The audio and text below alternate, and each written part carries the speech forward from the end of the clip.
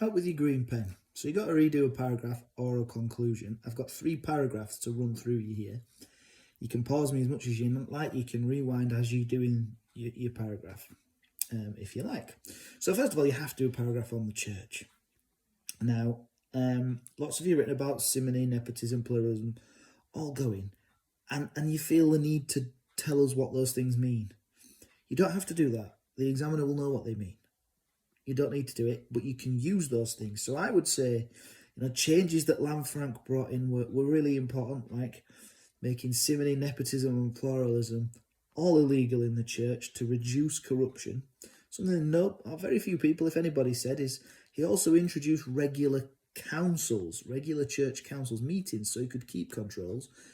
These church councils, so you could say he introduced regular synods, synods, to help him to keep control and limit that corruption. All of those things were important changes, but they only really affect the people who work in the church. Bigger changes were the fact that many Anglo Saxon churches were knocked down and rebuilt in the Norman style. That would have disrupted people. You've got to remember, people at the time were incredibly religious, or pious would be an even better word to use. So to have your church knocked down and rebuilt in a Norman style, you might not, you probably want it to be the way it's always been. People were desperate to get into heaven. All the bishops were Norman bar one by the time William died. There were Norman church services in style. This affects literally everybody at a time when religion was the most important thing to the vast majority of people. So those church changes, especially those last ones, suggest that the changes to the church were absolutely huge. Another change brought about by William was feudalism, which is a change obviously to the social structure. And I would say this is a less important change. Important, of course, being a key word. Why? Well, it did change things so that all land would be owned by William. It did change things so that there was a huge reduction in the size of earldoms. It meant that military service that was owed and tax was arbitrarily set by William, which means sort of randomly. He could decide, you're paying me this, you're giving me that, and this sort of thing. But although this all means a big reduction in power for the important people, or magnates, that means important people, in the country, did that much change? Well, before they owed military service to the king, they still owe military service to the king. Before, they did owe tax and tribute to the king. Now, it's the same, although, yes, it is more than it had been before. But what you've got to remember, all these changes, well, they affect the people who have any power in any land, the people in control. That is less than 1% of all of the people in the country. So on that basis, most people were peasant farmers before the Norman conquest, and there were peasant farmers after the Norman conquest, and their main concern before and after the Norman conquest was to just survive the next day. So I wouldn't say they were that was the biggest change. Now, a bonus paragraph that barely anybody wrote about, but you absolutely can, is law and order. How important were the Norman changes to law and order? Well, in this case, I would say they were fairly important. Some of the things, though, you've got to make the point that William wanted to make it look like he was the rightful English king because of the disputed succession.